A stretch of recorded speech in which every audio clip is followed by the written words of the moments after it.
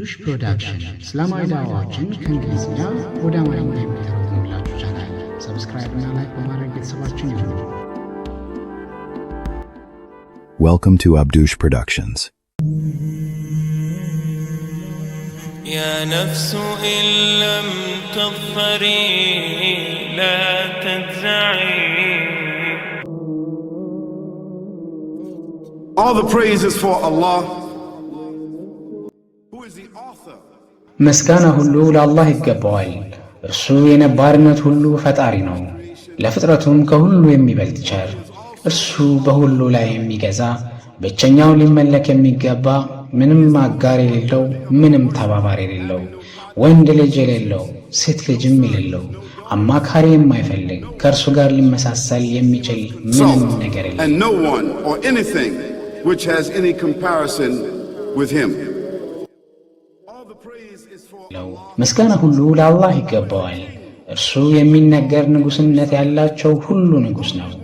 ሕግን ለፍጥረቱ ማውጣት መብቱ ያለው ብቸኛው እርሱ ነው። እርሱ ሕይወትን የሚሰጥ ነው፣ ሞትንም የሚያመጣ እርሱ ነው። ነገር ግን ሞት በእርሱ ላይ ምንም ተጽዕኖ የለውም፣ ምክንያቱም እርሱ ሕያው ነው። ራሱን በራሱ የሚያቆም ዘላለማዊ ነው። ፍጹምና ፈጣሪ ብቻ ነው። ምስጋና ሁሉ ለአላህ ይገባዋል። በሁሉም ነገር ላይ ኃይል ያለው እርሱ ነው። በእውነት ከእርሱ በስተቀር ጥቅም ወይም ጉዳት ሊያመጣ የሚችል ኃይል፣ ብርታት ወይም ተጽዕኖ የለም። benefit or detriment except through him. It is he. ይህን ውስብስብ ዓለም የፈጠረው እርሱ ነው። የሚታየውና የማይታየውን፣ ግልጽና የተደበቀውን፣ ምድርና በውስጧ ያለውን ሁሉ እንዲሁም በላይ ያለውን ሁሉ በእሱ ፈጥሯል። እሱ መልእክተኞቹንና ነቢያቱን በአንድ መልእክት ላከ። ይህም መልእክት ግልጽ ተውሂድ ነው። ማለትም ከአላህ በቀር ሊመለክ የሚገባ ማንም የለም፣ መታዘዝ የሚገባው ደግሞ እርሱ ብቻ ነው። It means that there's absolutely no one worthy of worship, no one worthy of our obedience.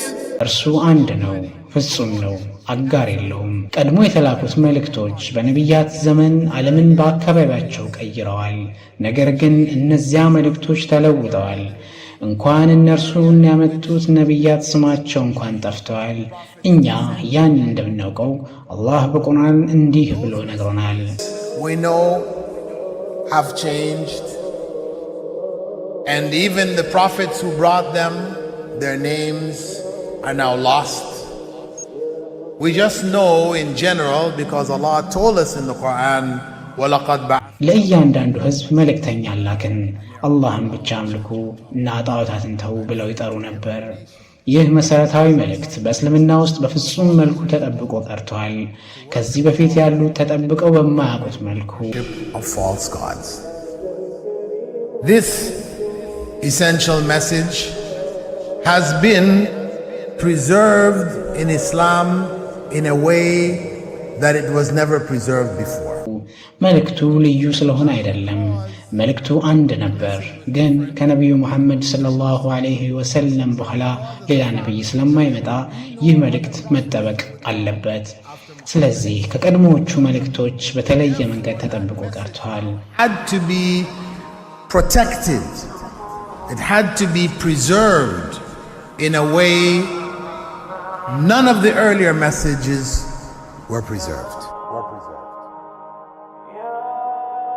እኔ ለኤቴስቱ እንዲህ አልኩት፣ እናንተ ከ40 ዓመት በፊት እንደ አዲስ ያወቃችሁትን ቢግ ባንግ፣ እኔ ግን ይህ እኔ በማነበው መጽሐፍ ቁርአን ውስጥ ከ1447 ዓመት በፊት ተጠቅሷል። በሱረቱል አንቢያ ምዕራፍ 21 አንቀጽ 30 ላይ ከሃዲያኑ አያዩምን ሰማያትና ምድር ተጣብቀው እንደነበሩ እኛም እንደከፈልናቸው ይላል። That the heaven and the earth were joined together and we clove them asunder. What you're talking about, the Big Bang, I try to imagine. ይህ ቢግ ባንግ ሲያብራራ እንዲላል፣ አንድ ስፕሪንግ ይኖረኝና በጣም እጫነዋለሁ፣ ድጋሚ እጫነዋለሁ እስኪሰበሰብ ድረስ፣ ትንሽ እስኪሆን ድረስ ብዙ ኃይል ያከማቻል። ከዚያም ስለቀው በኃይል ይስፈነጠራል። ይህ የዩኒቨርስ ፍጥረት እናንተ 40 ዓመት በፊት ያወቃችሁት ነገር ነው። ነገር ግን ቁርአን 1400 በፊት ነግሮናል። ይህን በቁርአን ማን ሊጽፈው ይችላል? ኤቲስቱም እንዲህ ይላል፣ ምናልባት የሆነ ሰው ጽፎት ሊሆን ይችላል፣ ምናልባት እንደ ዕድል፣ ምናልባት በግምት ጽፎት ይሆናል።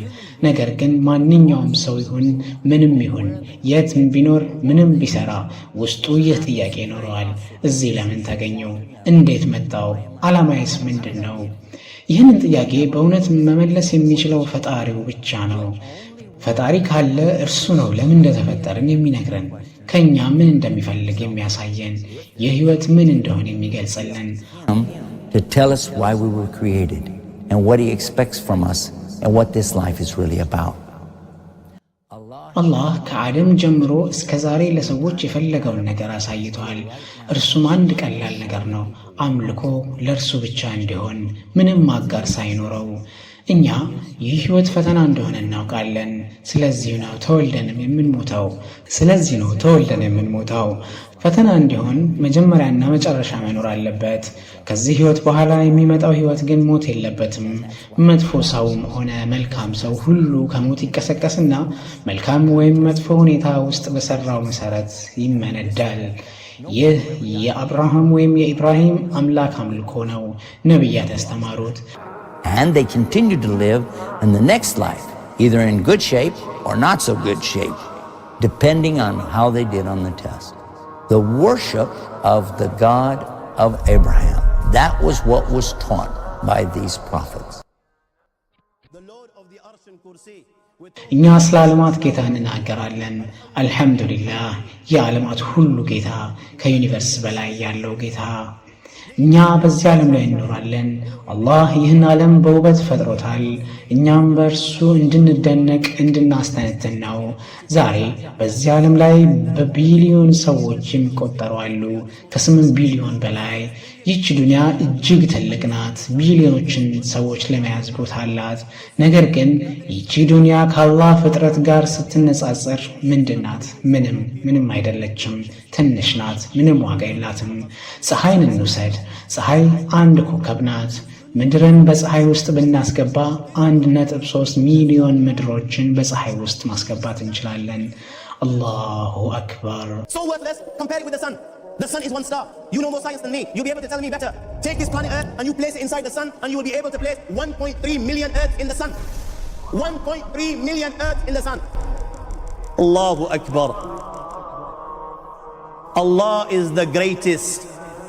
The sun is one star. ፀሐይ አንድ ኮከብ ብቻ ናት። ከእርሷ በሚሊዮኖች የሚበልጡ ኮከቦች አሉ። እነዚህ ኮከቦች በሚሊዮኖች ተሰብስበው አንድ ጋላክሲ ይፈጥራሉ። ከዚያም ዚሊዮን ጋላክሳዎች ይኖራሉ ማለት ነው።